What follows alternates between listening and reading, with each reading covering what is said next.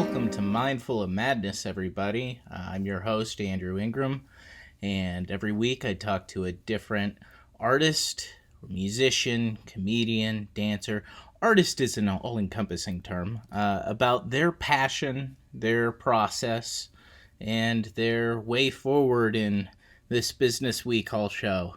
I don't call it that. Nobody calls it that for real. If they do, they're probably a douchebag. Anyway, this is off to a just a wonderful start. I'm already recording this late. We're getting right under the wire with this one. It's been a crazy couple weeks for me. I was unemployed and I'm starting a new job tomorrow. It's a whole thing. So while you're listening to this, I am probably struggling through those first couple days of work, and oh boy, am I! I'm just excited about that. Yeah, you get a new job, and I don't know about you, but I'm never like excited right off the bat. I'm like, okay, can we just fast forward through the first month so I have a handle on this? Um, but no, this is a show about process, I guess, and I'm just gonna have to embrace the process of, getting good at a new skill. I'm doing something totally new, something I really never thought I'd get into before. But hey, look, this intro's already about as long as any of the intros, so let's get into the pertinent information. This week I'm talking to a good buddy of mine, who has been doing comedy for the past couple of years in Colorado Springs, and I was excited to sit down with him because his brain just doesn't work the same way as normal people. Normal people, as maybe that's not a great way to say it. You know what? Fuck it. He ain't normal, and I think he would agree, and that's a good thing. I love the way this guy's brain works. It's George Wagner, everybody. He is a great Colorado Springs comic. He's one of my favorite comics in town to watch do stand up. He's still young. He's still raw. There's still a lot of growth that needs to happen, as is true of me and most of my peers. But it's really exciting to watch this kid, figure stand up out, and we get into a lot of the nuts and bolts of what he's trying to do and how he's trying to grow as a stand up in this conversation we have, and I think it's a really interesting thing to talk about because most of the folks I've talked to have been doing this a little bit longer than George, but I think it's valuable to have a read on somebody who's just a couple years into this and who's still trying to find his legs and trying to learn how to kill in front of different audiences. And I really enjoyed our talk. I always enjoy talking to George. So George has a weekly open mic at Battle Mountain Brewing Company in Colorado Springs. You should check that out if you want to do some stand-up comedy yourself. That would be a great place to start. And he does a monthly showcase there called Locals to Last Call, which is he kind of took the brains, or the rein. He and his partner Russell Keller took the reins over from Mel Clemma, who ran that show basically since she started comedy, and passed the baton off to them to run that show. So you should definitely check that out. There's always a musician and a comedian who they both get long sets and get to showcase their talents in ways that's hard for a lot of up-and-comers. So that's a really cool show, and there's always an open mic after. And as for me, the usual. Check out mindfulofmadness.com for my writing. Check out my album, This Was a Bad Idea, on Spotify and Apple Music. And, if you like the show, consider rating, reviewing, and subscribing. and giving us 5 stars because we want more people to find us. And that's a real helpful way of doing that. Or, just force a stranger to do it at gunpoint. And I find that works usually when I want somebody to find out about a thing I like. I sit them down with a Glock and say, listen to this. I don't really do that. That would be, I think, felony menacing, I believe, would be the term. And you shouldn't do that. Don't take what I say seriously. Hardly ever. Anyway, but I do want you to take this seriously. Enjoy my conversation with George Wagner.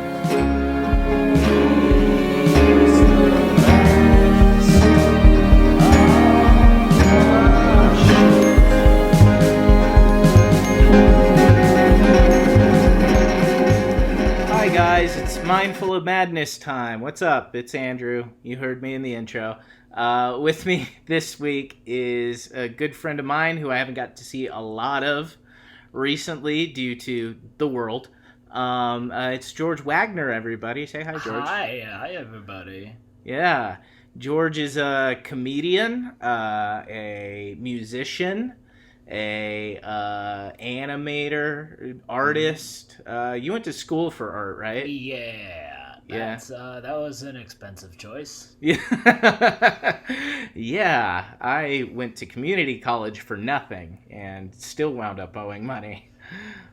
Well, to college. I'm glad to at least meet some people that I did there. I did do a lot of growing just being in a new community, even if it was like so similar to the suburbs I grew up in. Yeah. Well, it's like a thing when you graduate high school. Some people stay in their little bubble, and some people can leave. And college is one of the ways you can leave that bubble. And I think that generally makes you a more well-rounded person. Like, not always, not for everybody, but I think leaving your bubble, seeing more of the world, makes you a better person in the long run. I think so. You gotta at least leave the nest. Yeah. Even if you come back to the same city in the grand scheme, go see things.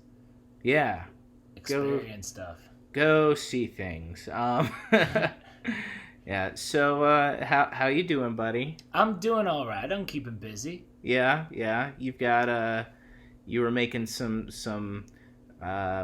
posts on Facebook for some socially distant shows. You guys. Yes. We're starting some entertainment back at what was formerly known as Gold Camp Brewing Company. That's still what it is on Google Maps, but they're soon to be Battle Mountain Brewery. All right. They renovated. The owners built a whole new set of walls, tables, and stuff. It looks beautiful. It's a great thing they've done there, and they know the counts of the tables, and they're trying to do shows outside too if they can. So then they've got like space heaters for the outside that'll be really nice, or bonfires, what have you. Cool. So, I'm glad shows are coming back there. I mean, it's a fun space to do a show. I've done so many shows there, and I'm glad it was able to weather the storm in any form. Pretty much, and that's what these cautious open mic and showcase things are trying to just help us stay afoot and keep the energy alive and keep going. Yeah, I still feel really weird about performing live. I saw you on Thursday at Bar K, and we did an open mic, and I still feel really weird about it. I do too, because I'm not a scientist, so I know that how I'm doing this is a weird sense of morality. I don't know, because you can't just let the businesses go out of business either. Right, you can't. I mean, and my instinct is keep the most people safe. But I think generally we're being responsible, Everybody was spaced out. Nobody's, licking each other's eyeballs. Everyone brings a mask. Everybody has a mask. They wipe the mic down. I think, if next time I go, I may bring my own mic. I think that maybe that's, it feels like a diva move, but I'm not fucking around. I mean, if you honestly do what feels right in that sense, do it. Because if you have the means and the compulsion to do it, I feel like you're not listening to yourself to, well, I guess I'll just do what the public opinion would want me to do. Right. And,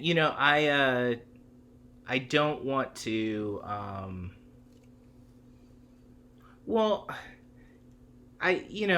not so much worried about public opinion because people are fucking idiots. Right. People are often idiots. Public opinion is why Nickelback was famous. I shouldn't shit on Nickelback. They've had enough. I heard they were deliberately following the formula to get famous. They knew the goal and they knew the means. I'm like, all right, yeah, they were good businessmen. Good job. That's good for them. I wish I had that kind of. You have to have a certain amount of talent to even make that happen. That's true. You can't make catchy music if you sing bad. Yeah, I remember I was talking to. I did a pre-episode before actually recording real episodes. I did it with Caesar, and just recorded on my phone, just to see how the format would work out. And now the audio's gone. I would have put it up by now if it weren't. But we were talking about how every 6 months or so, new allegations come out about comics, about male comics doing something bad, doing something sketchy, rape or assault or laughing. Apparently, anything that's the wrong context, the wrong situation, just it doesn't look good. Right. You look at the article that was posted there, and there's no denying that looks pretty bad. Yeah, I mean, and we're talking about with Caesar. I was talking about how those guys, some of them are comedians I genuinely like, some of them are not. Mm-hmm. But either way, they were so good at comedy that they were able to not be creeps on stage openly. Mm-hmm. Like I can't be anybody other than myself. Right. I'm not good enough. I'm why would you be insincere though? Well, I wouldn't want to, but also I couldn't. I don't have. Maybe they just have a manipulative personality to begin with, which is why they're creeps in the first place. But I wouldn't know the first thing about being inauthentic on stage. I don't think I could do it. And these guys have an understanding of the craft to a level where they can cultivate a completely fake persona. And I'm floored by that, because I just couldn't do it. Well, I mean, I feel that, you just put yourself in their shoes, as you say. Imagine all these things happened, and it leads up to this moment where I feel like this. And you make it more a part of yourself. I've also read something saying that actors carry a piece of every character they played with them after they do the act. Yeah, I guess some probably do. I wouldn't want to... I get weird about blanket statements like that, right? Because I feel like different actors have such different processes. That's fair. It doesn't have to involve that level of method in order to make a character believable on screen. That's almost certainly true of Daniel Day-Lewis, right?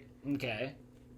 But it's probably not true of, I don't know, Eddie Murphy probably doesn't carry around. Yeah, he probably doesn't care that much. He does it well, but he doesn't hold it. So attachedly. Right. Well, although I mean, not which is not to diminish what he does because No, he is that's a just very funny actor. yeah, he is very funny, and And that is great. And he's passionate about his craft, right. and that's a little different than taking it into your own persona. Yeah, like making it your who you are for a while.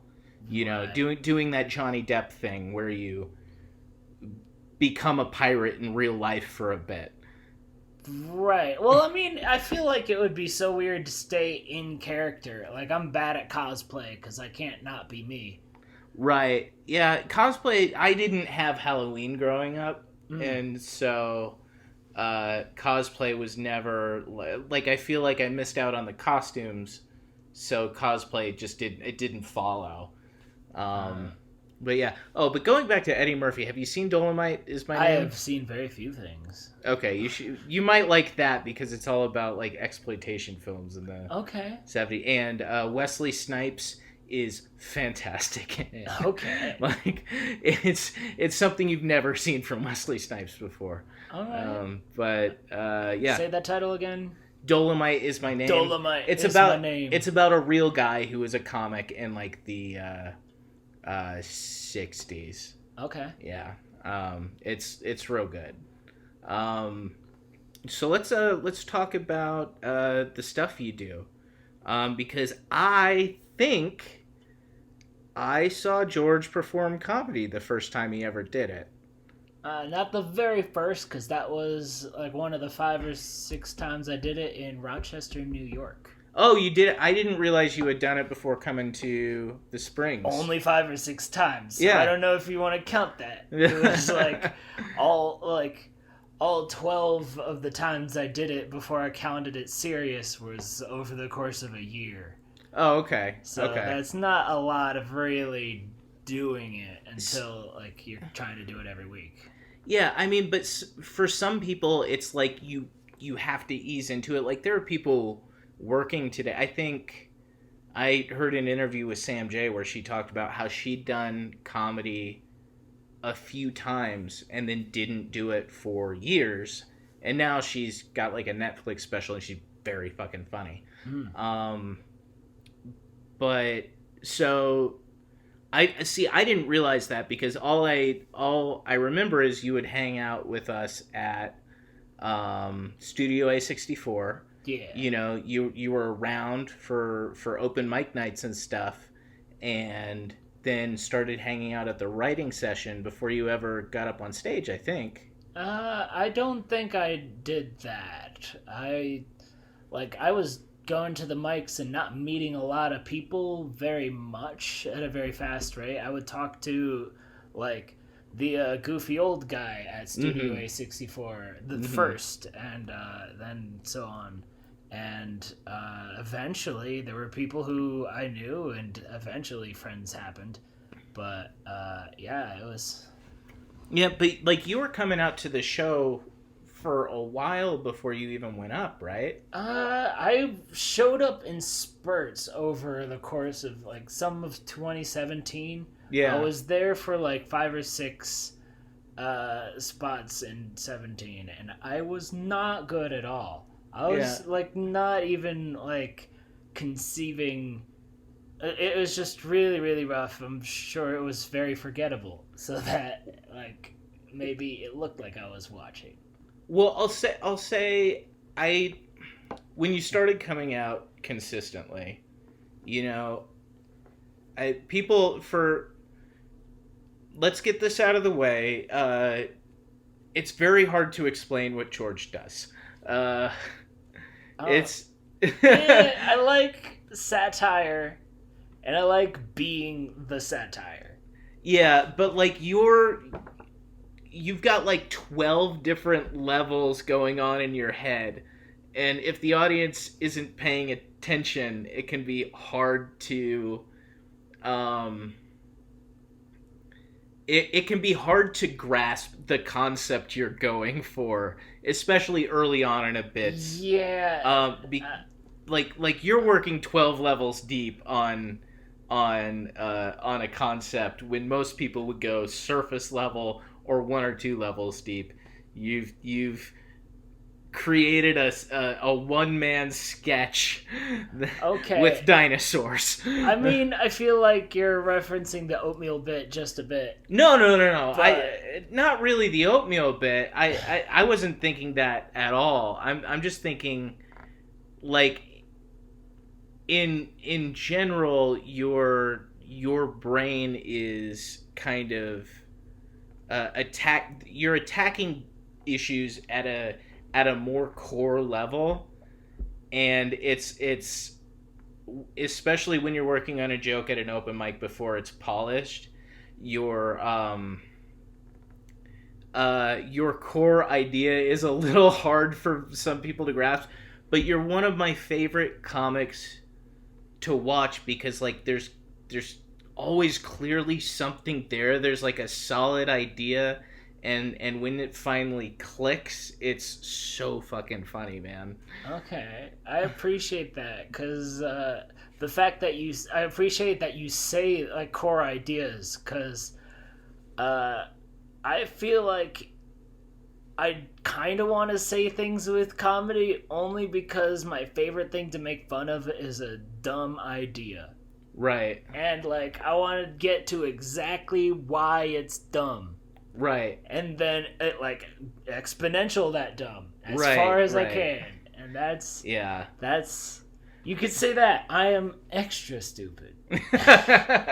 Yeah, you're showing you're showing the extreme of an idea, like the extremist version of any dumb idea you can.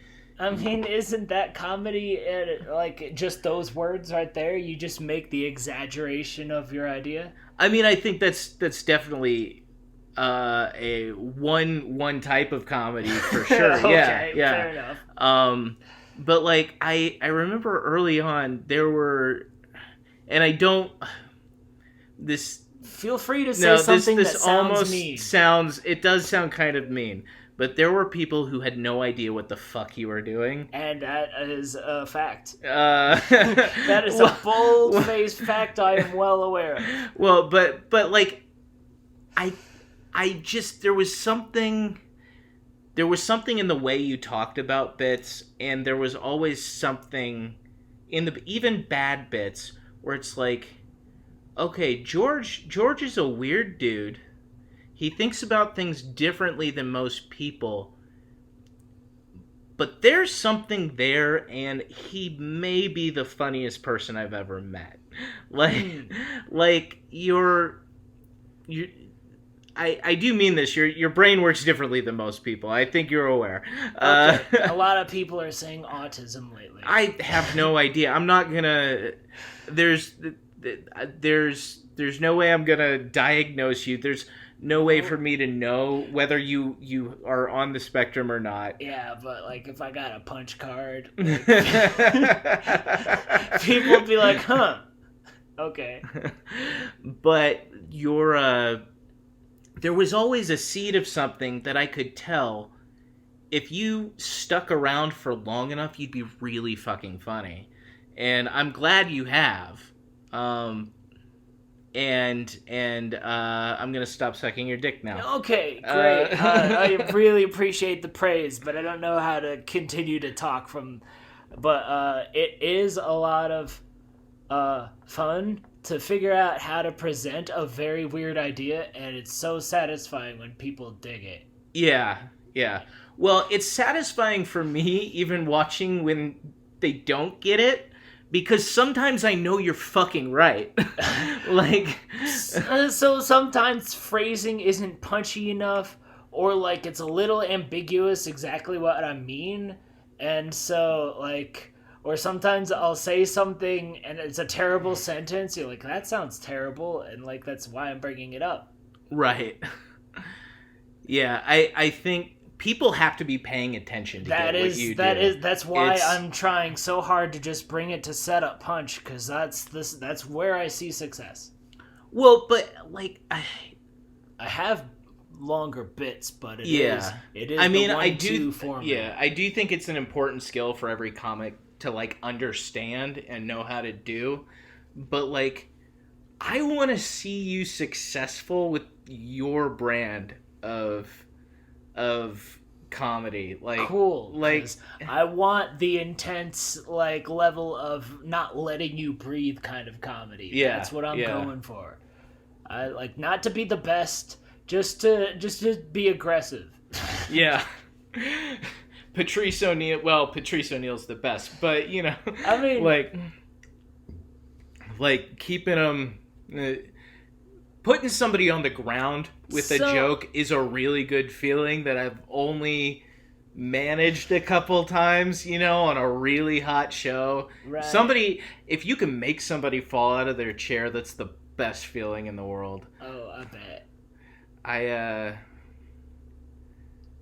One show I was doing up in Denver, and I told it's a joke on my album. It's the Spawn Campers joke. Okay. Yeah, I told that joke, and it broke this like frat boy's brain because it is kind of a joke that appeals to edgelord. There's like an edgelordiness to that joke. I will own it. Okay, you just know, like being offensive for the sake of it. It is an offensive, dark joke. It's about abortion. Like right. I found a way to put it on the album in a chunk about science where I get to talk about a larger issue, and I don't feel bad about having such a like I don't think you should ever apologize for having a dark, brutal joke like that. Right, but it helps to frame it right. But framing it in that I have a larger message is helpful and makes me feel better about myself. Yes. You know, but at that moment, that guy went, "What? What?" and got up and ran around the room in joy at this stupid, fucking, dark, terrible joke that I have. And it's like, I am so happy, but also, I don't know that I like the way you're enjoying this joke. That dude is like, he's like combining two fantasies there, all in one. Just like no responsibility and mass death, and just like just running like a dog. What, you're talking about video games and a brutal, issue in society? Oh my gosh, that's so brutal. Yeah. And I talk smack on my games all the time, so I'm just Well, he's told many women to have abortions on Halo. So yeah, or they sing that song from Sum 41. And you wouldn't wish your mom had an abortion. Oh, yeah. Oh, my God. I haven't thought of Sum 41 in 7 years. I've been jamming Chuck recently. Have you? They have some hard songs in there. Yeah. It's fun. That's funny. They're one of those... They're a band that just like, okay, what's popular this year? I guess that's what we're making. Yeah, their album after sounded a little Good Charlotte-y, and I was like, eh. Yeah. And then I got more into the metal. Yeah. Well, let's talk about music, because you make music too. Yeah. So I've been playing guitar for like 12 years now. Yeah. Just because I like the heavy stuff, and I wanted to make it. Mm-hmm. And I also play an acoustic 12-string. And I made a goal of, let's make this sound like metal, even though it's acoustic. Yeah. And so I have to sing all melody. You can't go blah, blah, blah, blah. I'm bored of that anyway. Yeah. Even when I switch to electric, you're going to get very little screaming, mostly singing. Yeah. But I want it dark and heavy and somehow still digestible for the common person.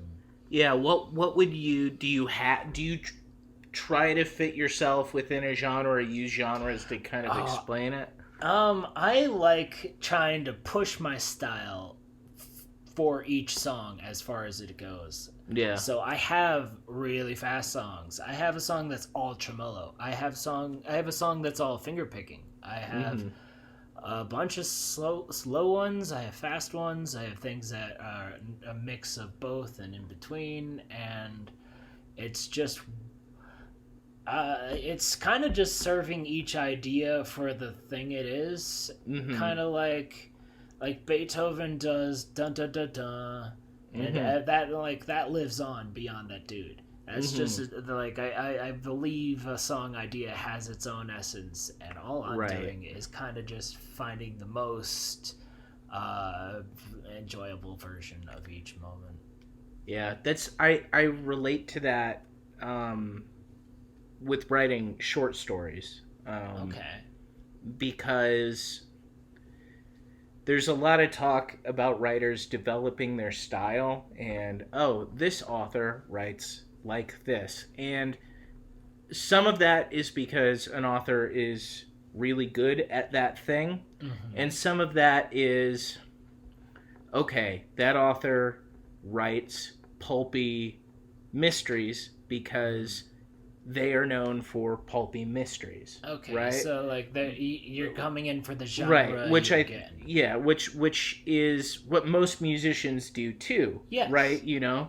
You do want to expand and grow, but Yeah. also we're going to stick within this genre. We're going to make music like you expect from us because we want you to keep buying our stuff.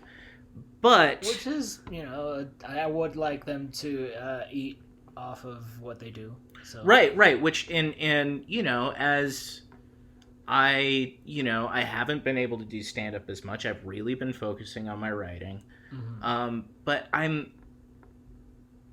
don't think there's anything wrong with that, and I think there is a very good chance that I am going to have a writing trajectory like that in some regards. But in that, if I'm writing horror mystery stories, I wrote a horror mystery novelette last year, and I think that the characters in that have some potential. I could probably write a. I need to dig into the genre more. I need Okay. to, but I think I could probably write a series of novels following this detective story in a world with zombies. Okay. Um, I could see how like a series could definitely work. right, like very, But uh, pulpy, fun. so Uh, series great. I yeah, think that's keep that style of things, like you can have multiple projects too. That's the thing. exactly. The more you branch out, I think, like if even if you're doing different styles of music, even though it's all music, your thought process starts showing more the more you just break out of all the things you did before. Right. And Well, and that's the thing. As much as yeah, I think that that would be a fun thing to write. I think people would like it, mm-hmm. and I think I could market it in a way that would be successful. And it's I I don't believe in high and low art. Okay. Right? Like I don't think there's I don't have these lofty literary aspirations, but I do have literary stories too. Yeah, you So, have goals and you'd like to make the thing yeah. exist. So I guess my larger point here that I've been rambling about Yeah. is that for that zombie story, there's a specific tone and angle and voice that I want to cultivate for those stories. Okay. But there are other stories that are very different. Uh, like Just I wrote that's I don't know if you read it, but I wrote a story about a guitar. okay. I wrote a story about like a guitar that goes it's basically I ripped off the did you ever see Black Beauty? uh, Um, I no, mean, I might but have but seen clips. but you're like aware of it, right? I ripped off Black Beauty and I made it about a guitar. Okay. Okay, which was fun and kind of sweet and very different than a zombie detective, Right. Yeah. you know? But the story called for a very different type of writing. Right, because you're capturing different moments. Right. And I think you're talking about the same thing here with songs. Yeah. It's Yeah. like you have a bunch of different types of music you like and you want to try to find the right sound for each song.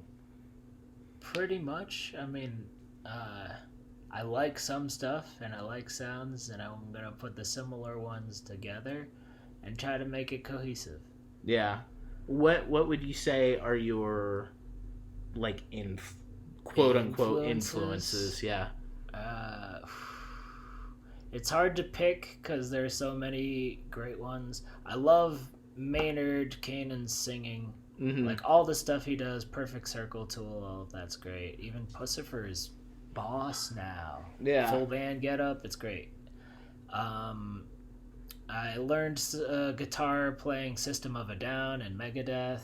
Mm-hmm. Uh, Breakdown of Sanity, they came and went already, but they're pretty high energy metalcore. Just straight metalcore, just mostly screaming, banging on the instruments, but they did it with, like, they use rhythmic phrases throughout the whole song. Mm-hmm. And that's interesting because it comes up in all these different ways, and they'll pick it up and drop the same rhythm again, but now it's different. Mm-hmm. And that that kind of stuff has really influenced a progressive thought. Infant Annihilator, Okay. they write like classical music. They're actually like especially their first album. Like I could hear how they weren't really repeating anything. Mm-hmm. Everything was constantly slightly different the next time, and they'll give an extra silence here, and you're like, oh, okay. And then they just got faster and more intricate, and now it's just like the if you're gonna listen to extreme death metal, you're gonna listen to the Battle of Yelda Bayoth and get bored by anything else. It's like they raised the bar so high. It's like, all right, that's amazing, and let's hear other things than extreme technical death metal, unless you can top that. Nice. It's always fascinating to me listening to metalheads as a punk kid. Okay. You know, just because like when you're 13, 14 years old, I feel like there's a fork in the forest as Right. like a nerdy weirdo art kid. You can either follow Nirvana down the road to punk rock, or you can follow Metallica down the road. Okay, that's where I went. Yeah, that's where we all went. Yeah, you know, it's like it's was System in your repertoire of songs? I feel like I've talked about it on the show before, but if I haven't, I do like System of a Down's first few albums, like a good deal. But I grew up in a very weird, I grew up in South America. My access was kind of strange. You mentioned that something on like just only what's on MTV, really. Yeah, what's on MTV or what we could get from our cousins when we'd go home to the States for the summer, because you don't have really friends in the States anymore. You have you go see your family. And I had a cousin who had a Metallica CD, so I remember my first Metallica album was actually S&M, the orchestral one, because because that's what my cousin had, and I burned, that Metallica CD, and somebody's older brother was into Nirvana, and so I took that Nirvana CD, and I got System of a Down from somebody in my class who had gone home and taken some music from somebody in their family, and they had System of a Down, and I'd heard something from System of a Down on MTV, and so I had that. I did like Toxicity a lot, and I liked Steal This Album. I love them all. Yeah. I even like the B-sides one, like that a fan put together, Storaged Melodies. They have some underground, like they did Shame with Wu-Tang Clan, and a couple other songs. Mushroom Cult, Feel Good is fun. I should look up that Wu-Tang Clan collaboration. Oh, it's pretty heavy and intense. Like so Shame is kind of a chiller beat, but like in this song it's up And Yeah. it's cool. Their energy works well together. Are they covering it or did they collab? It's a collab. It's a collab. Oh, that's awesome. Yeah. Yeah. But I followed down Metallica. Okay. Metallica takes you to 14 other branches of music. Right. Really. It takes you down to the Pixies. You find out about the Clash. You find out, And then you get so you're still seeking the punk energy though. Exactly. And I really related to the message. Right. That is important to me too. Yeah, the DIY message of punk. It basically incorporated into everything I make as an artist myself. But you went down the metal route, so let's talk about that. I like cool sounds. I want to just be like perfect the sound to make it as dazzling and fun and energetic as possible. It's always about the riffs first. Death metal does a lot of bleh just because there's this filling the gap, and I feel like they need to up their game a little bit. Get those death metal riffs into stuff with appropriate singing. Like if Maynard was in a harder band, he'd do so well, and he would show everyone this is how you do it, and then and if you're gonna sing, you might as well say something to take away from it. Mm-hmm. That people can actually understand. Yeah, something that's like either draw a picture or like give some kind of thing, just some kind of message or something. Because like the point of opening your mouth, I feel like, is to make people think or feel a thing. Yeah, and it's all about like it's just another medium.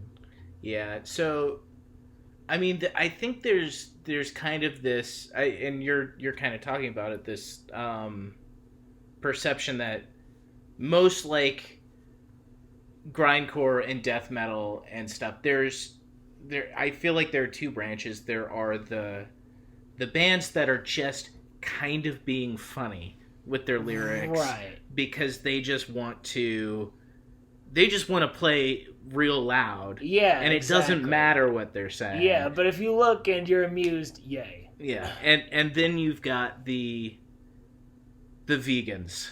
Oh, fortune cookie death metal. Yeah. There's the the alpha and the omega. I don't want to say it's all perception. This is exactly like death metal specific, but there is a subsection of hardcore metal, just period, that's these like, they're all super social justice warriors, which would be great if anybody listened to their music. Really?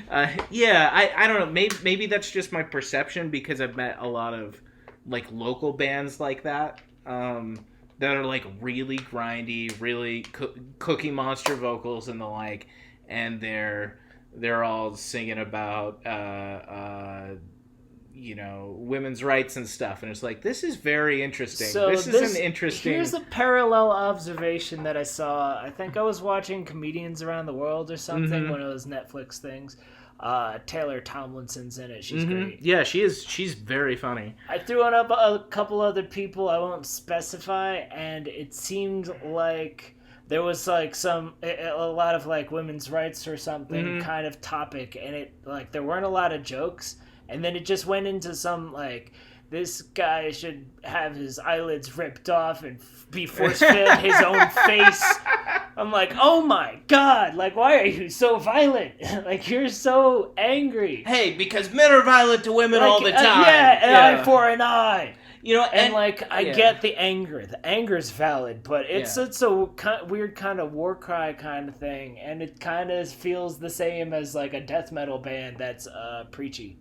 Yeah, I mean, and I am... My thoughts on this are complicated, because I don't want to be a preachy comedian. I do want to talk about issues that I think are important. Me too. I want to be funny first. Yes. That's my goal. I will say that doesn't have to be the goal for everybody. Right. Like, I mean, Seinfeld is just concerned about being funny. Right. Seinfeld's just funny. He's not saying anything important. Right. And that's well, he sometimes has like yeah. ideas that are very helpful to think about. Sure. And I think what he's talking about are neuroses in his life because he focuses on the small things so much.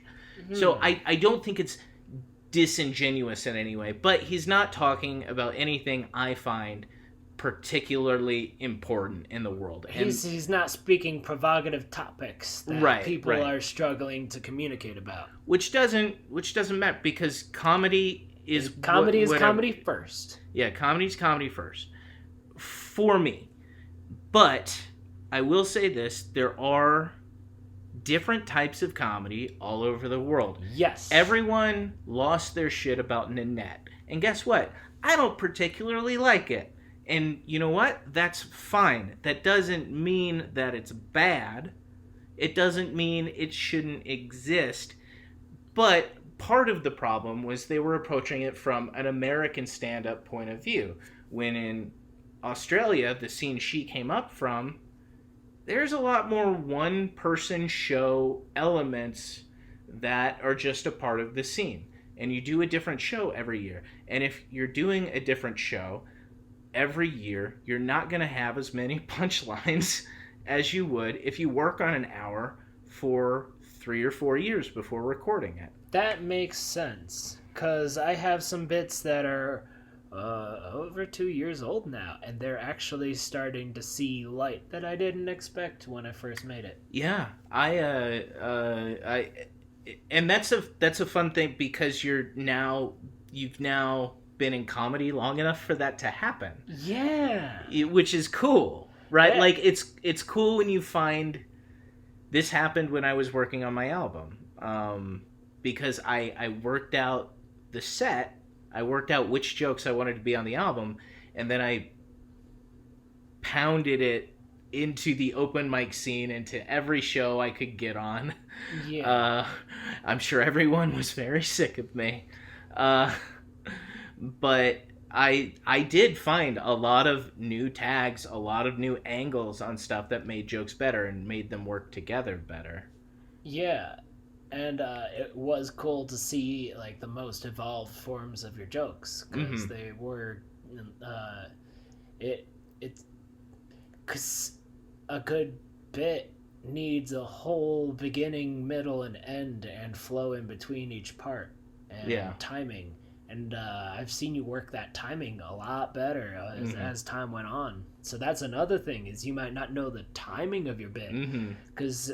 Part of the timing is how they react to your stuff. Because it's easy for me, the awkward dude, to say something, pause, say something else, pause, and then have that weird abstract energy work for me, even if I'm messing up. Right.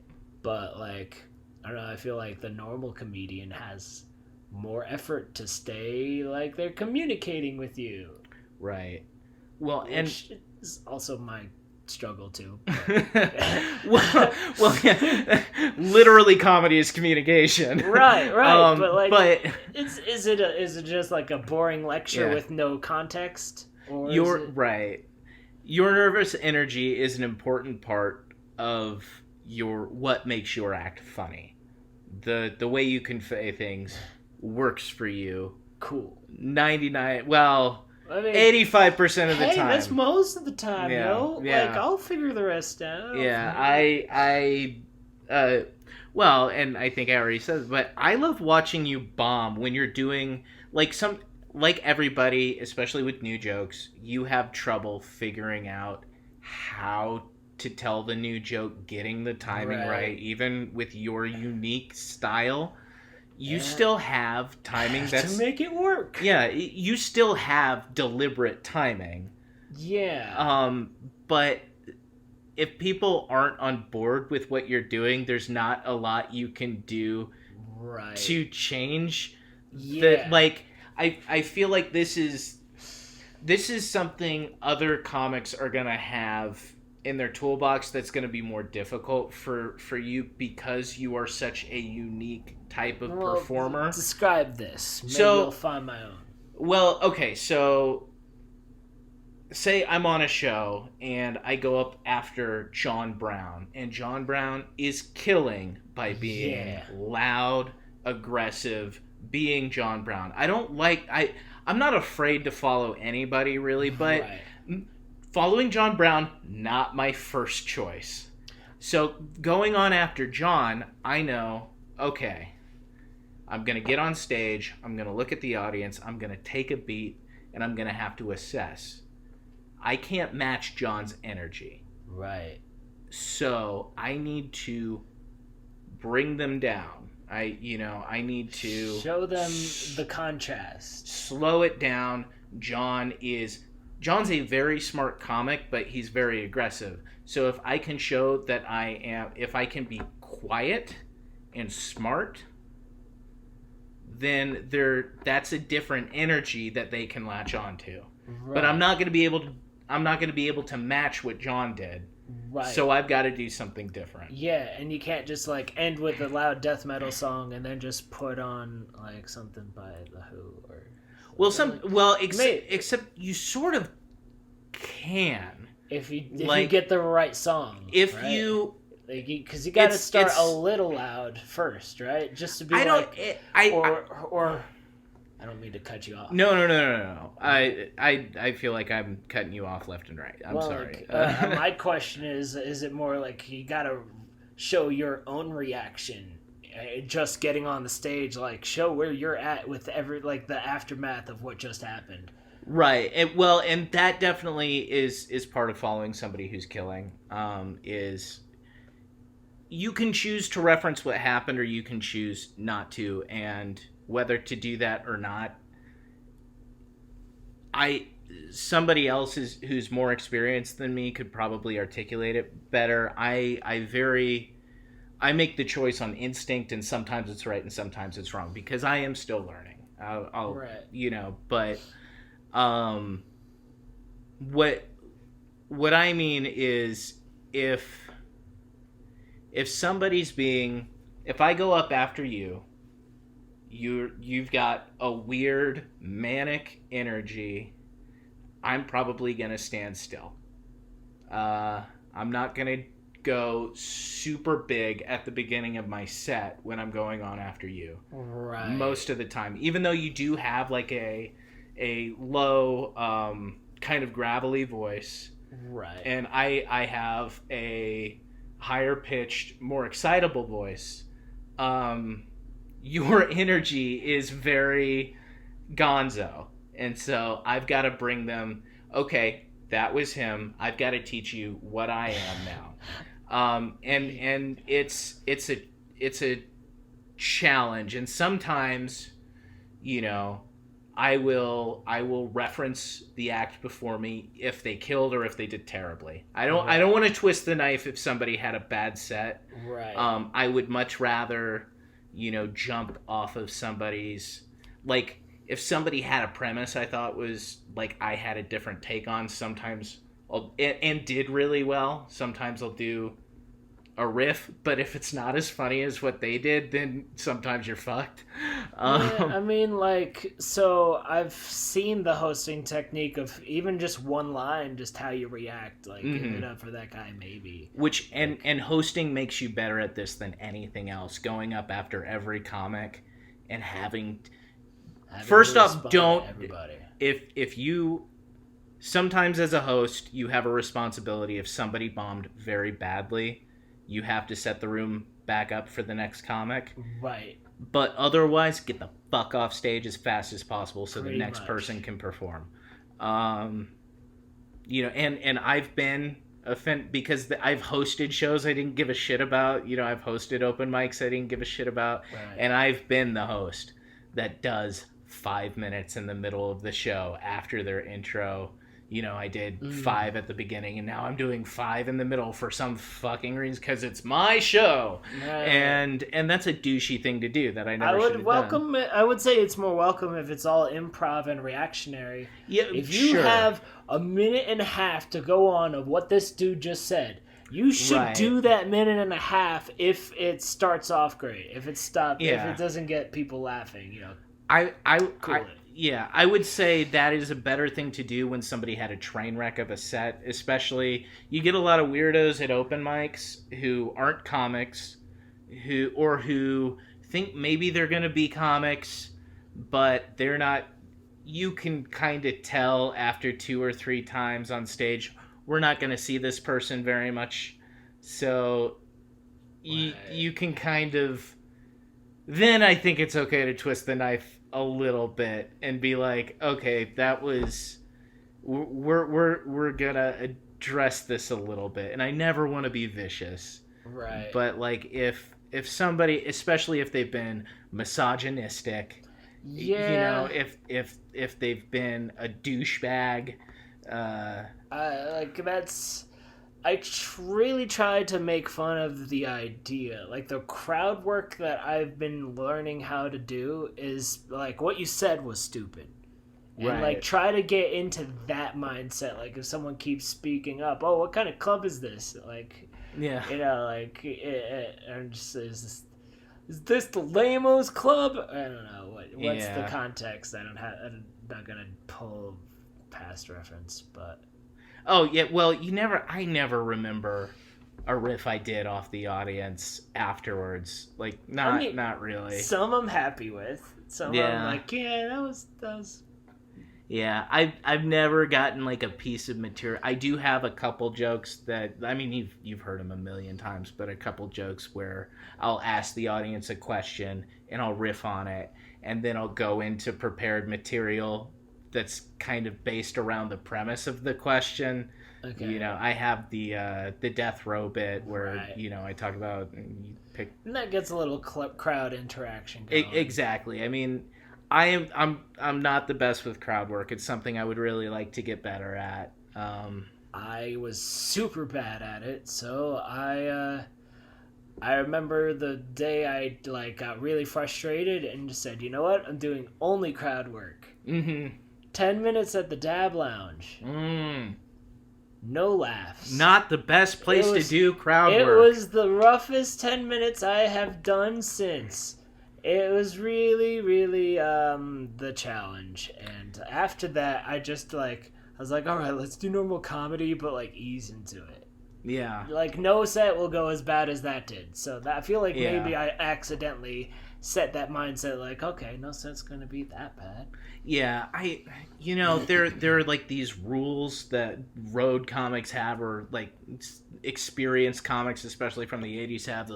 You don't do crowd work at all until you're 3 years into comedy, or I don't know, 2 years. I don't know what they say, but it's the landscape's a little different. We're doing shows every night, but they're not in comedy clubs. They're in these... Right, it's in bars. We're in bars or... So, what's interesting is that, at least how I end up doing the crowd work is I almost beckon hecklers by, hey-oh, and everyone says, hey-oh. Now everyone's speaking, and no one had to think. And this is, that's... You do that a little bit, and you get people a little riled up, and then all you got to do is find a stupid thing to say. And then somebody's gonna speak up because you've already primed them. Right, and it's not I cannot do where you from, and work that. I don't know shit about places. Yeah, I mean that can in and of itself, because I think you'd be surprised how much crowd work that's out there that some comics do is kind of stock. It's which isn't my bag. I don't want to do it. It's not exciting to me, but I think a lot of comics see it as look, this is just a tool because we're doing a job here. That makes sense, and that makes a lot of sense. Honestly, a lot of things I should be considering. As weird as I like to get, if I would like to open for people, I should consider finding a way to bring us back to Earth before I get Right. off the stage. Right. I mean, you do have the challenge of being very esoteric, which is uh unpredictable. Not that you will do a set and you will do a reliable set, but how the audience responds to that set on any given night Yeah, is a little unpredictable. I've had bits that soared and flopped, and they Yeah. were delivered the same. Yeah. Well, and that gets back to what we were talking about with it's easier for me to adjust tone based on the room than it is for you.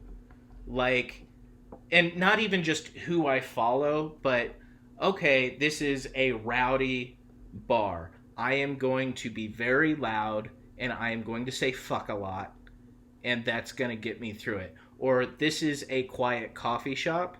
I'm just going to talk, Yeah. you know?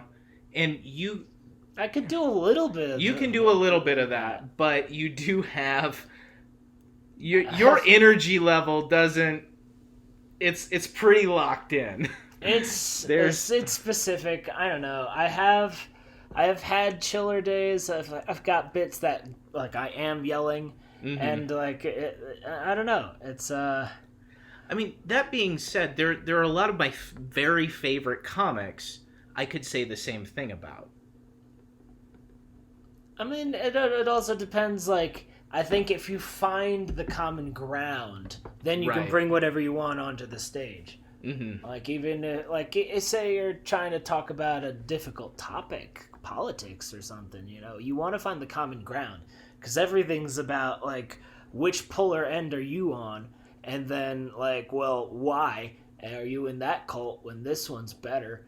And Right. when I'm like, I am no longer religious, but I will definitely talk about the same principles of spirituality and morality through the same words, and I will get on the same page with a lot of people, even if they are not, or even if they are very religious. Mm-hmm.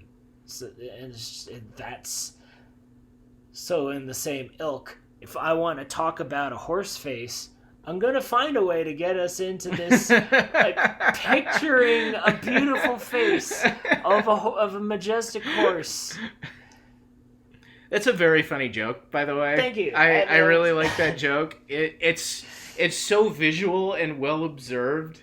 I feel bad for people who don't have like visual minds at all that can't picture what you're talking about. Well, that's why you like get like it's got like, these slats, the goblet shape going on. Yeah. You get my hands to show how it looks like muscular dude's back. It's such a stupid observation. It is. Oh, it's so dumb, and you talk about it for so long. It's so long, but it's so funny to me. I mean, it goes for a minute. I've trimmed some stuff out, but I do go onto a tangent. Yeah, and no, wordplay. it builds into other things. The wordplay is fun. Yeah. Like, it just evolved into saying horse face, horse face, horse face, horse. I genuinely love that bit, man.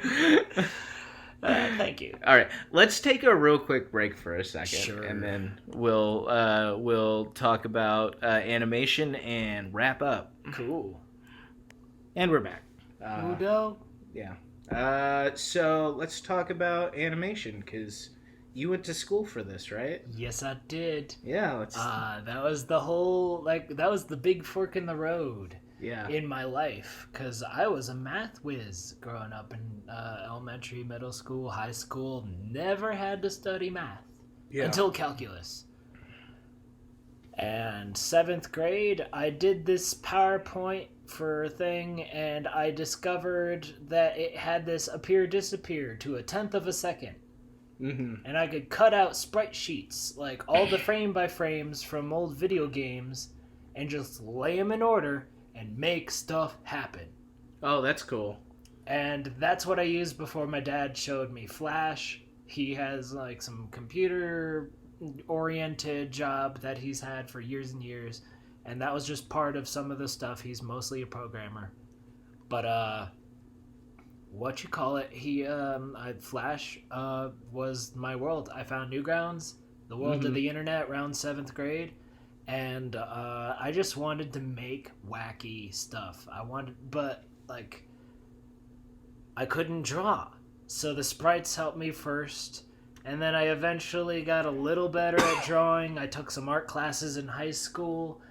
Then I did some photorealistic, like marker and colored pencil things for an advanced art class, AP art, and it was good enough that I said, "Let's try this," and went to Mm-hmm. college for that. Yeah. And I kind of fell out of the animation game as college went on, and I started making friends in real life.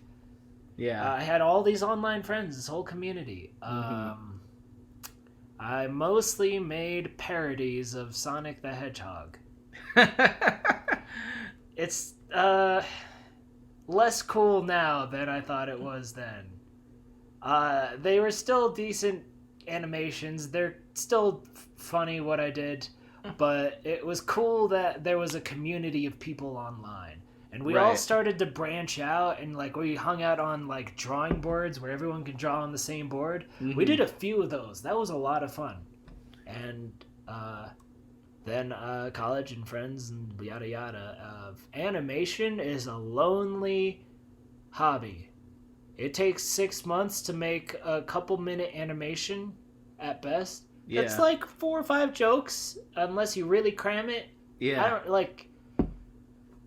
That's I did comedy for 6 months and made 7 friends.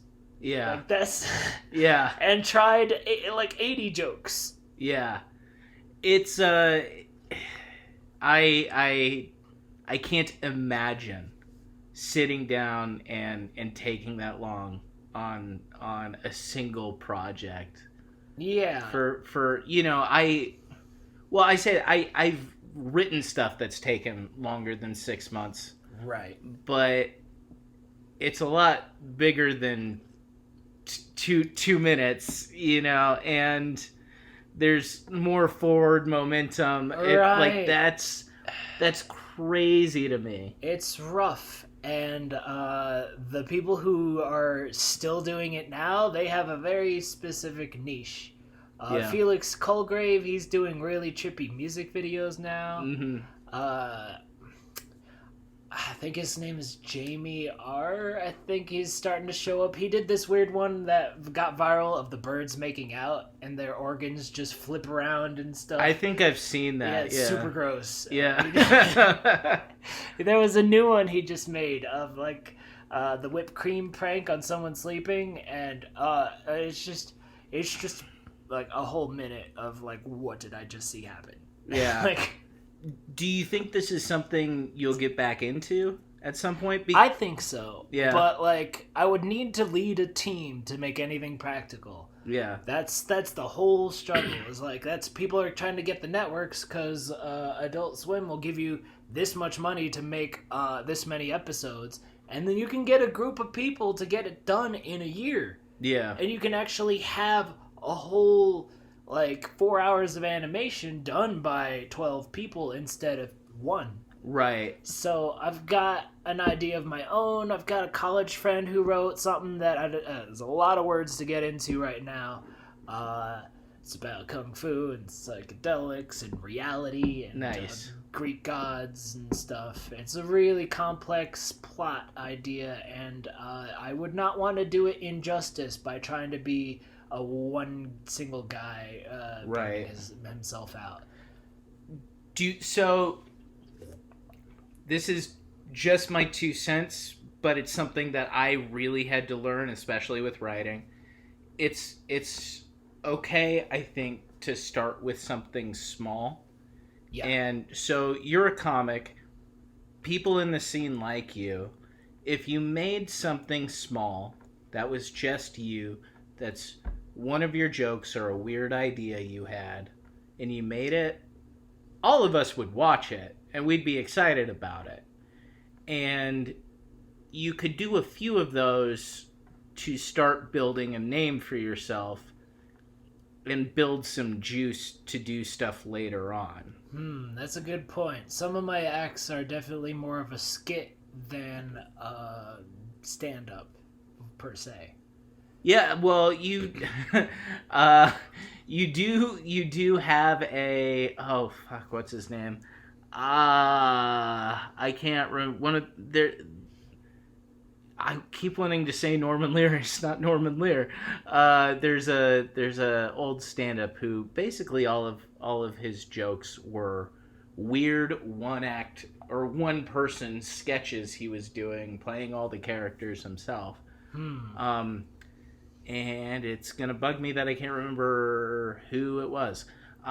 You've said Andy Kaufman before. It's not him. No, not. I don't know enough people. I haven't really names done. from a hat. It's sacrilege maybe, but I haven't dug into Andy Kaufman a whole lot. I need to myself. Yeah, I think you probably dig Kaufman a lot just from what I do know of him. Fair enough. But you know, so I'm just throwing it out there. Obviously, do whatever makes you happy, but if you can make a few projects on your own, on a small scale, that you know, with nobody waiting on it, no deadlines, just do it as it makes you happy. You can start building a little bit of momentum that way. Yeah, and even a few of them. Yeah. Okay. That's again just. I mean, honestly, that's kind of already what I've been doing all these years. I've just picking up different mediums, and I feel like if you put a little bit, like if you put a basket all over the place, and you have baskets in all sorts of avenues, then even just trickle change from 7 places would be hot. Like, yeah, it's not bad. Yeah, nickels become dollars. Well, I would love to have a hybrid career where I could make a living writing and doing stand-up and making some of my income from each. It wouldn't put the weight of success on any individual thing. Right. It would allow you to still be free without having to necessarily pigeonhole yourself into any specific genre. Yeah. Because you're doing multiple things, and if you're good at multiple things, then you can get noticed for the other thing, and then people see what else you do. Yeah, I mean it's kind of my look. I mean that's every comic in the world has a podcast, right? Yeah, I'm afraid to even consider it right now. But part of that is you start the podcast. The podcast doesn't make any money, right? But people like the podcast, so they come to your stand-up shows. Yeah, right. So I'll be honest with the audience here. You know, I love having these conversations, and I love podcasts, which is why I made the podcast. But there is a part of this that is, you know, strategic. Yeah, specific twist that's your own thing you're trying to do with it. Right. Well, there is my own thing I'm trying to do with it, but I am also doing the thing that everybody's doing with their podcast, which is, hey, if you like this, I make other things that actually make me a little bit of money. Check those things out too. Right. You know, check out my album because you like the podcast, or check out the podcast because you like the album. And hey, maybe if you like both, you'll also like my writing. I'm going to have, you know, a book on Amazon here, hopefully within the next year. Honestly, like I kind of feel that way looking at YouTube. I'm thinking how it might be fun to do. Like I kind of dig like film analysis, like video essays about like music or whatever the heck. And if you have a perspective, like what killed death metal, and then you describe black metal and yada yada, and the history of these bands and how they rose and yada yada, or you're breaking down something about BoJack Horseman, like I watch that stuff. Yeah. So I feel like-minded individuals, at least that tone of mind, might find interest in a few specific things. I've had ideas, like I kind of want to talk about like how some shows now are playing around with like a character having this god factor, and how do you have problems and how do you solve problems if you can fix it in an instant.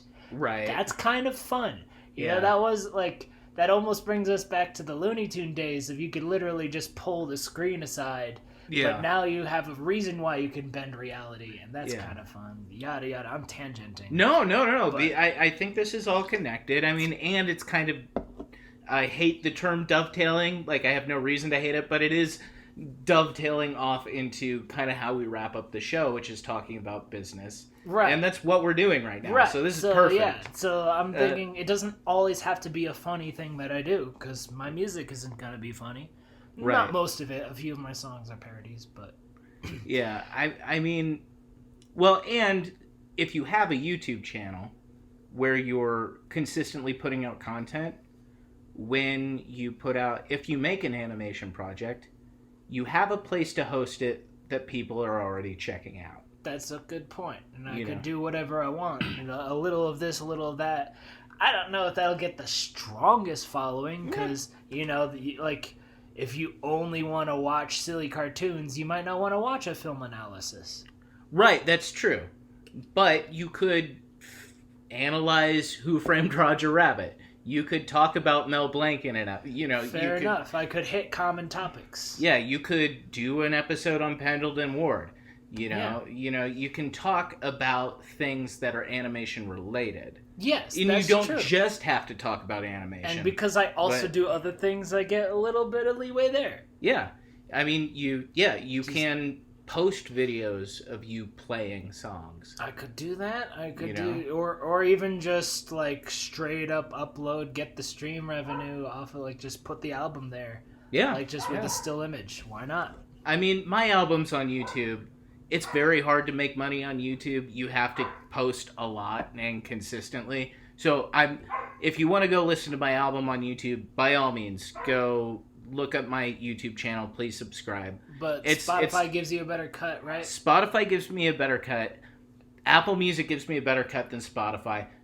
No one person has rated my album on Apple Music, so nobody's listening to it there, which is fine. I have far more listens on Spotify than I ever thought I would get. But yeah, Apple Music gives you a better cut. I think Pandora gives you the best cut, but I don't... My album was supposed to get onto Pandora, and I don't think it ever did. Huh. And I'm not sure why, but I haven't... I could probably... Honestly, my wife, Brittany, is she's a technology expert. That's what she went to school for, so I could probably have her help me figure out why that didn't happen, but I also don't care that much. So I mean, I can put my nose to the grindstone in technology and also like find enough resources to tell me what's up. Yeah. So. Well, and I'll say this, like, when you're ready to put out an album, you're probably going to be able to figure it out a lot easier than I did, but I did basically figure out how to self-produce an album online by myself. It's not that hard. If I can do it, literally anybody can do it. So when you're ready to put your stuff out there, you can get it on Spotify and Apple Music and all those other places very easily. Yeah, there are a couple programs like CD Baby or DistroKid. Which I use CD Baby, free plug CD Baby for my dozen of listeners. They're seem to be a good company, and I'm very happy with them. So well, I'm much closer to having a music album at some point. I need to finish getting the MIDI files composed and then import all that and figure out the next step of recording and producing synthesized stuff. Yeah. It's all solo. It's going to be kind of techno, kind of guitar. Yeah. Well, it's nice that you live with other musicians. Yeah. You know, if I need to borrow a bass or a microphone, maybe it's a possibility. Yeah. Well, and Charlotte put out an album or an so EP, she also knows how to do that. Yeah, actually, she probably knows better than I do how to do it. So she was recommending before. I think she's used DistroKid. So yeah, I don't know. I haven't tried them. They're probably both great. Yeah, I don't remember why I went with CD Baby over DistroKid, but there Friend bias. I don't know. maybe that could be it. But I was shocked. I mean, I still had headaches doing it because Oh, I I'm dumb, but like I was shocked by how simple the whole process actually was once I dug into it. once you see the language of most technology, it's very like this does that kind of mentality. Oh That's yeah, why I didn't yeah. need to study in math, because once you see the formula, oh okay. And Right. algebra was the biggest headache. Once I understood, oh, this like you just do everything to an imaginary number until you know what it is. Yeah. Okay, and that takes time to like digest when you're not used to that. But anyway, So what? I mean, I here on the we're gonna make a plan for George now. Yeah. What are kind of like your goals moving forward? Uh, Is there are there specific things you want to do? I want to make. I have an acoustic album all written that like the lyrics, the riffs, all of that's pretty much decided. I have 13 original songs and 2 covers that I'm gonna release for free. Part of my business strategy.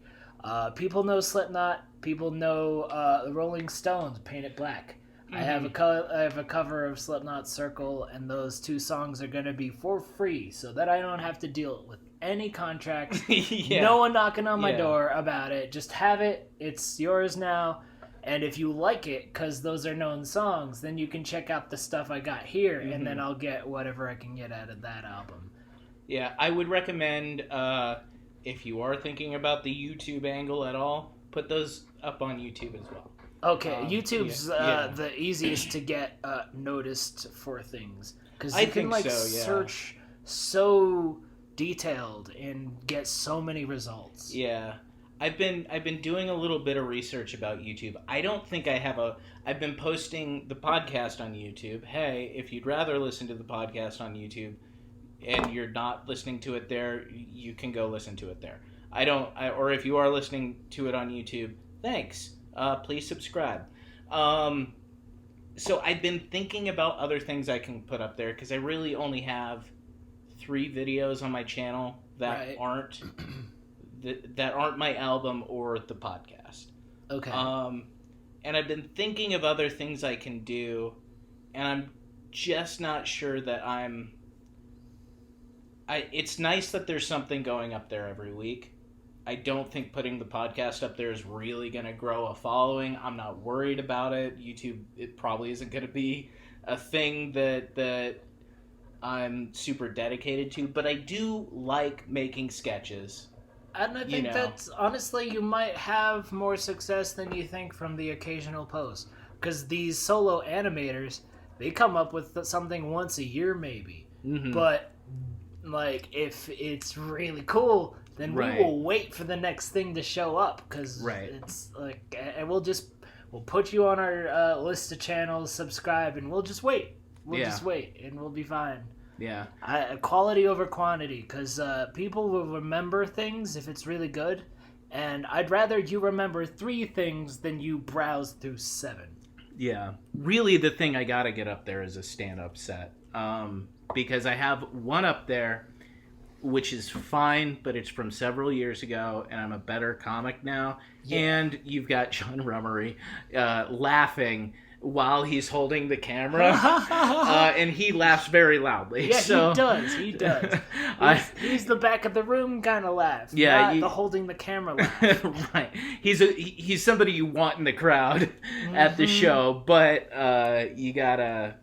Anyway, Not closer to the microphone than you. Right, exactly. Right. He should have been on the other side of the room, not holding the camera. I'm glad I'm thankful he did it because I got a video. But yeah, I gotta get a video of stand up because you have to have.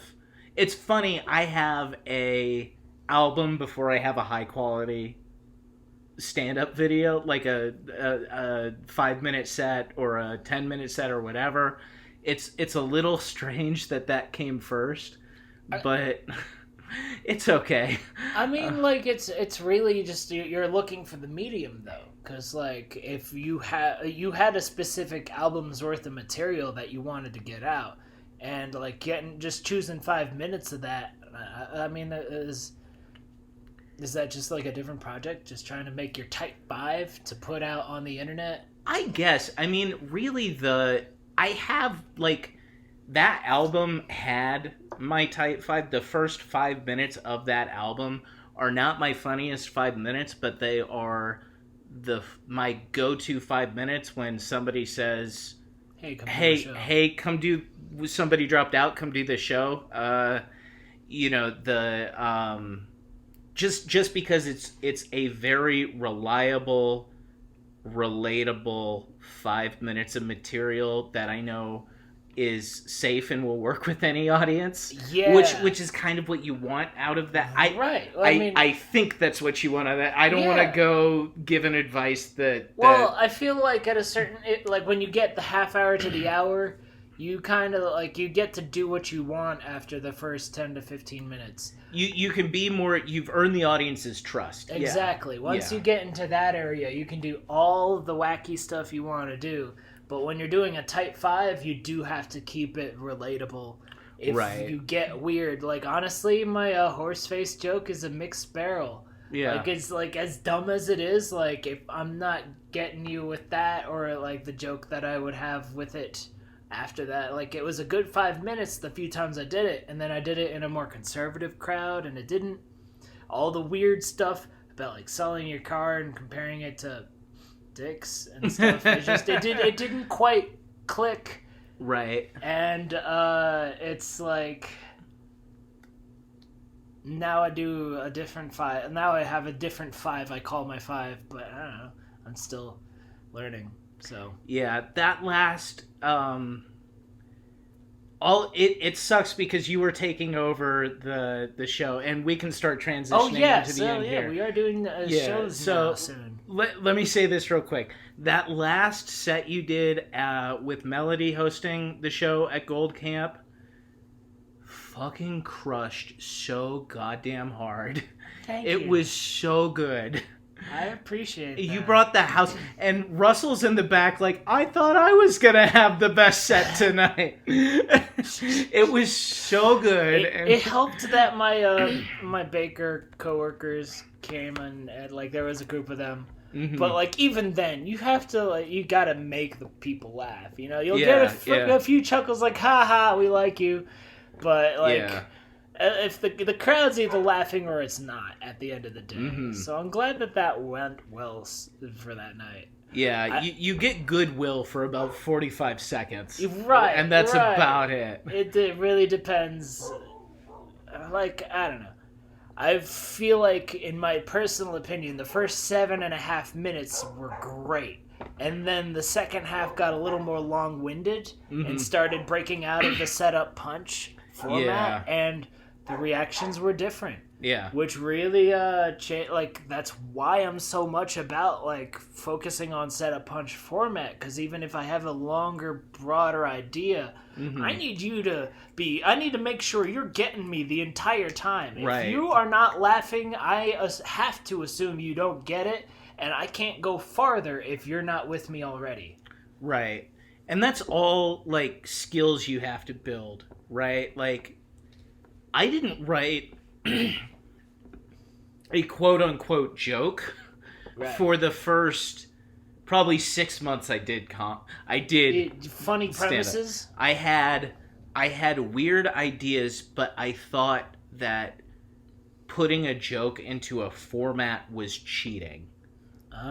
It's so stupid and so wrong-headed, but I honestly thought that I had to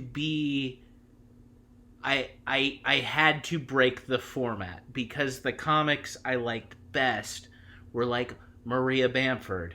And even though Maria Bamford tells jokes, they are long and weird, and her premises are bizarre, and her correlations are bizarre, and she does voices and stuff. She's still telling jokes, but I didn't have the language of comedy down to the point where I realized that.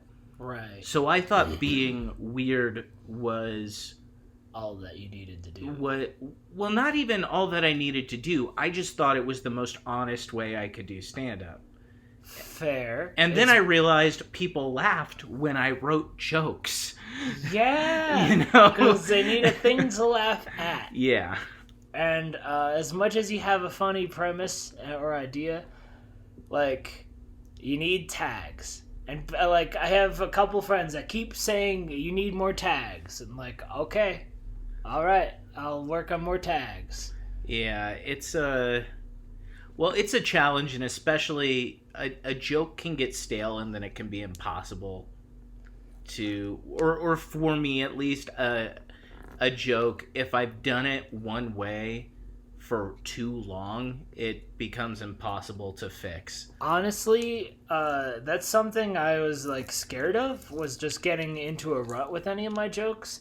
And despite what you and other people were saying, like, I did not repeat jokes much. I would keep writing, and I would keep writing. No, like, you're right. I would write so much that, like, and I let shit collect dust and never work on it, and it's the same way every time I come back to it. Yeah. And now, after spending a couple years of learning the craft, now I can actually understand the concept of repeating things and trying it new ways and getting a broader perspective on something. Yeah. But I had to learn, like, the energy of joke telling first before I got stuck with a mediocre 5. Right. Well, it's the best thing any young comic can do is write a lot.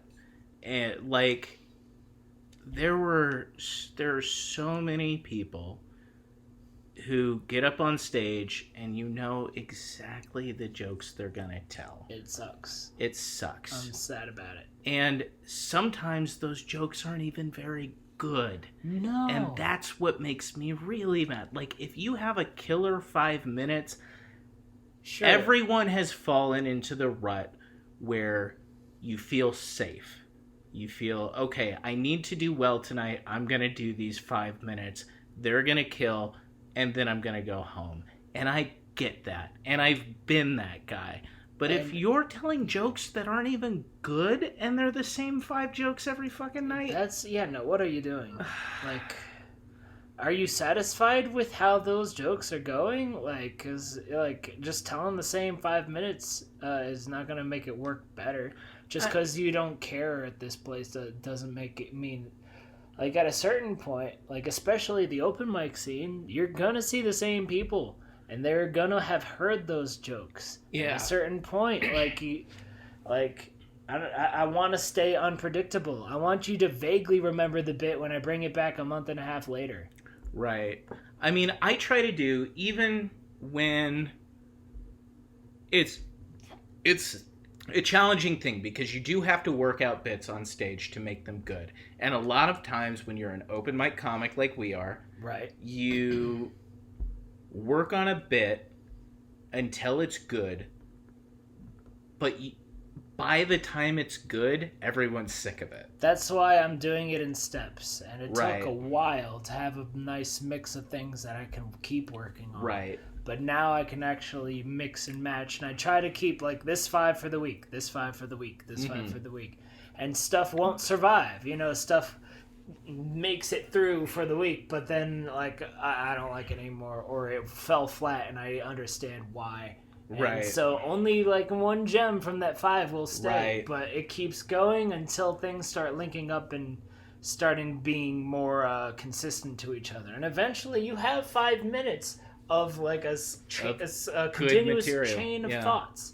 And it's interesting that you can come to that point, but if you start by just filling the clock, it's not the same. Yeah. And I didn't realize that when I started.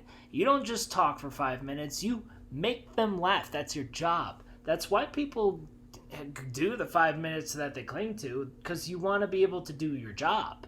Right. But at an open mic, your job is to work on new jokes. That I believe is true. And okay, here's the thing. I think it's okay to go out to an open mic and do 5 minutes that you know are gonna work because it's been a rough week and you need a goddamn win. Or you just want to practice it again. You haven't practiced it in a while.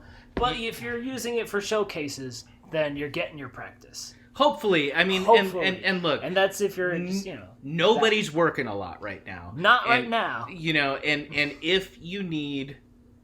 If you want to run your set before you go do a showcase... That makes 100% sense. Being a professional, like I'm gonna run the same set for the whole week. Yeah, if it's a big show, if you're nervous about it, yeah, sure. It kind of sucks being the comic in the crowd who sees you every night, who has heard these jokes 100 times.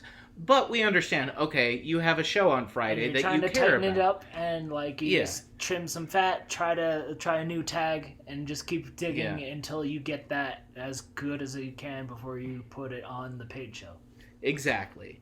But if you don't have that show coming up, keep working. Keep trying new things. Right. Goddamn right. And the energy in these bars is weird, man. People are antsy, so they're quick to speak up and have a moment of attention. That's this is getting really good for people who want to be good at crowd work, man. Yeah, well, I went to a show, and the audience was terrible because I think the people that were going out to shows at that point are kind of awful people who don't care about human beings. And I hope that's changing. I think we're getting to a point where we're learning, okay, there are ways to do these shows safely.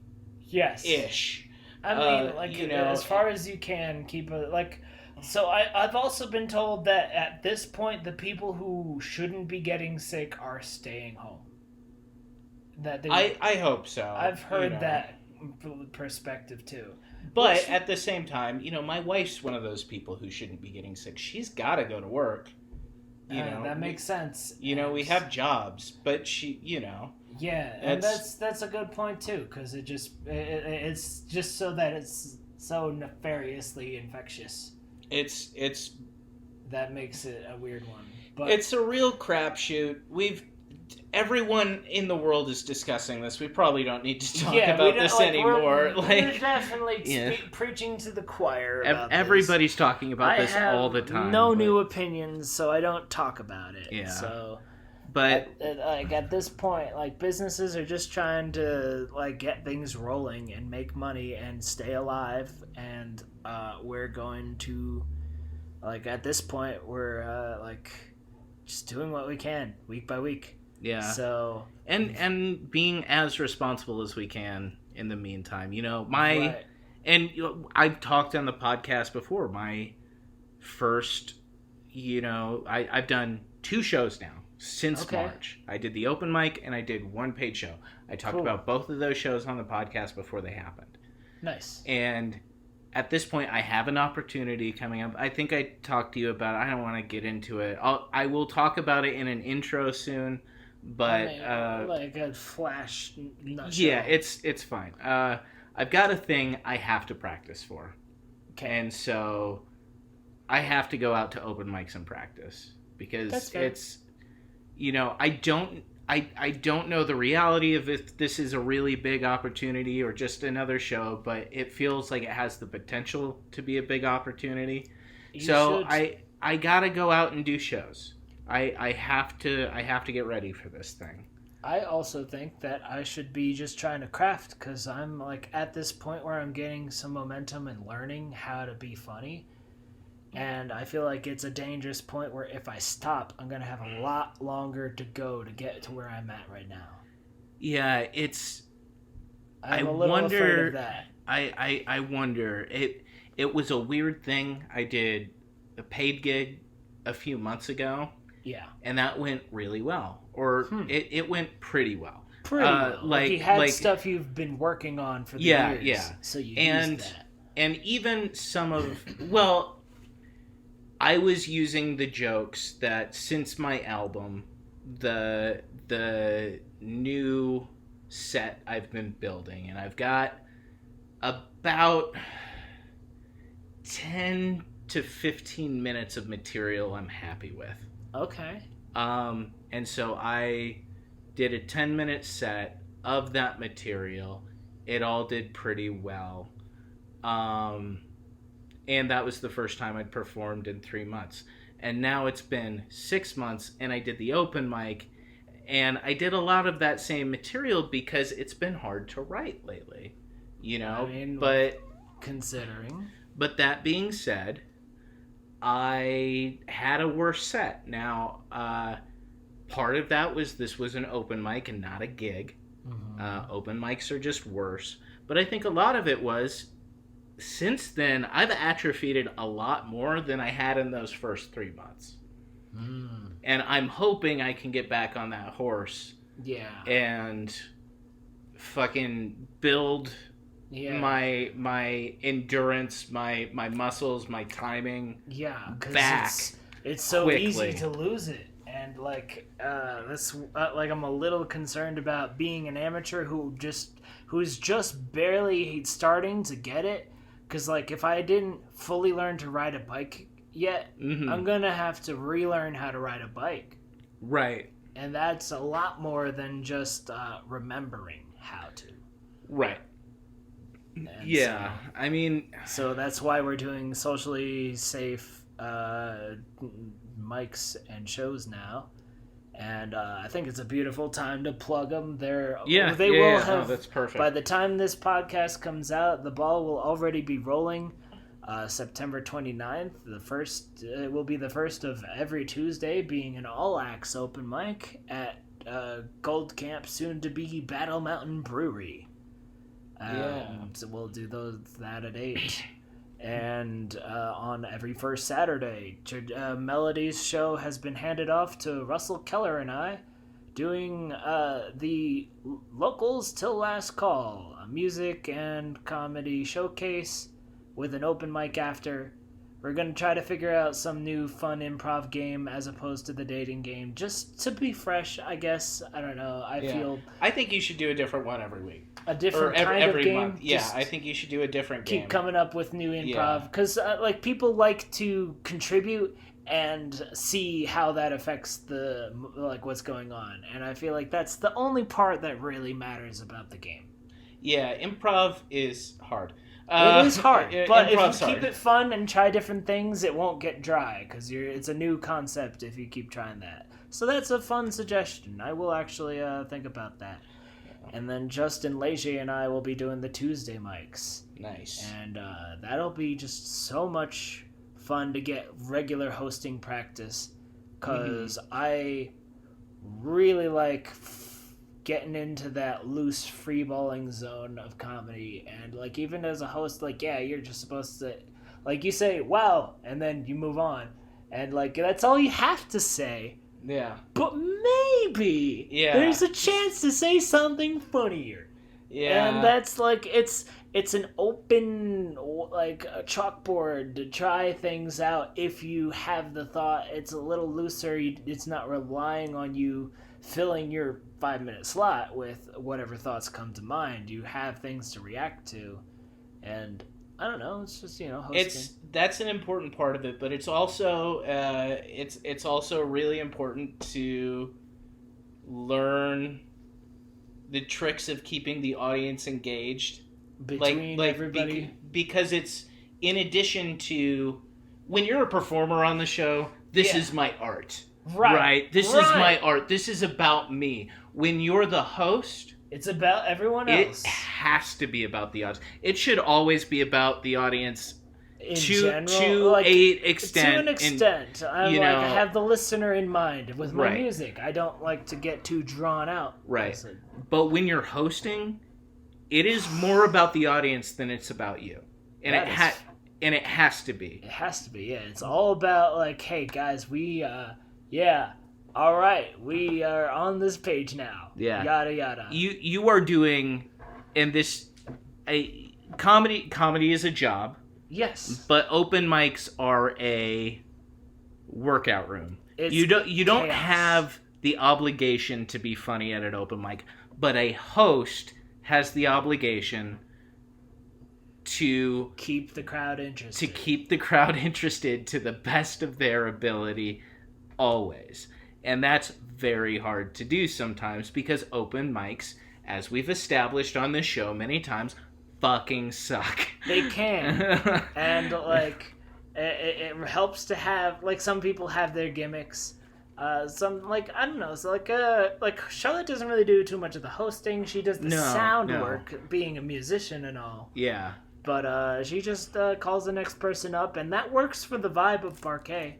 Well, and it should be mentioned. You told me earlier this is an all-acts open mic. Yes, so Gold Camp used to be comedy for years, and we are still 2 comics hosting the show, but to have more places to perform for more people. We're doing music and poetry. We've got new sound gear. I know that musicians have been like, oh, but the speakers suck. They're great now. They are like professional level stuff. Actual musicians use them for their performances now. Vince, the well-known bartender there, he is managing all of that and making sure that's pristine. He's way more connected with the music community than Russell and I, but we will have good shows going, and we will it just looks really bright. We've got warmers to let the outside shows be more pleasant, so I'm actually looking forward to this, because an outdoor show can be fun if everyone's comfortable. Going into the fall, I was a little suspicious, but knowing that they got like fire pits and stuff. Yeah, I hope. I haven't done any of these outdoor shows yet, so I'm hoping to get on some. We'll see how, who wants to book me. Hey, if you're booking, give me a call. Hit me up on Facebook, whatever. Slide into those DMs. I'm always looking for work. Yeah. And if you want to practice work, you got these 2 shows now. Every first Saturday of the month. And every Tuesday at Gold Camp at 8, or at Battle Mountain Brewery at this point. Like, they already got the license changed. They're getting a logo set up. It's really exciting. It's so beautiful. The place is great. If you haven't seen it, just check it out. Have a beer and go or something. Or don't. I don't care. It's a good beer. No, you should go, guys. It's good beer. It's great. Yeah. It is good beer. I like that place a lot. It's been, and just... As Gold Camp, it was a very good partner to the art scene in Colorado Springs, and I'm hoping that continues. Battle Mountain Brewery is going to be the new name. Yeah, so it's alliterative, it's punchy, I like it. If it's now late October that you're hearing this, that will be their name. That is probably their name now. Yeah. In future present tense. Fucking weird. So, yeah. Well, let's. Do you have places online folks can follow you? You can take a gander at my art, GeorgeWagnerArt.com. Real simple. Yeah, I'm on social medias with Salty Soup Stock. Are you on Twitter? I am. I don't really use it much. Yeah. It seems like a cesspool of quick thoughts. It's a very hard thing to break into. I'm not good at it. I don't know. I like Facebook is enough to see if an idea is funny. Yeah. Like, I just post it, and when you see it, and that's it. I'm not trying to keep up any regular. Like, it just comes up or it doesn't. Yeah. So. Yeah, you should book George for shows. He is a fun wild card to throw into any show. And I'm working hard in all he's learning. Even some of my favorite bits, like I'm aware I set a weird tone. If you want a weird tone and someone who's aware of it, I guess that works.